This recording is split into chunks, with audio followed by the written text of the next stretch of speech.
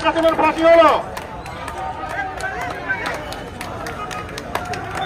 অনুভূতি এই মাত্র খবর এলো, এই মাত্র খবর এলো, এই মাত্র খবর এলো, এই মাত্র খবর এলো, এই মাত্র খবর এলো, এই মাত্র খবর এলো।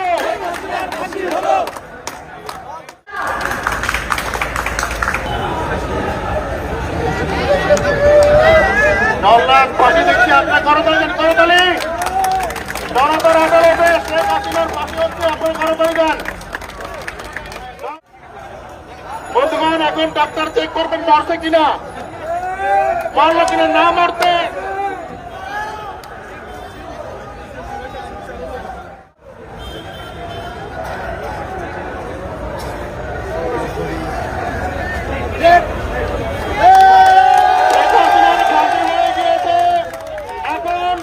ফাঁসি কার্যকরের পরে সাংবাদিকদের পক্ষ থেকে কথা বলার জন্য অনুরোধ করছি ইসরাফিল ফরাজী। যে দুঃশাসনটি চালিয়েছে গত 16টি বছর, সেই দুঃশাসনের প্রতিটি চিত্র আমরা উঠিয়ে আনার চেষ্টা করেছি, জনতাকে দেখানোর চেষ্টা করেছি।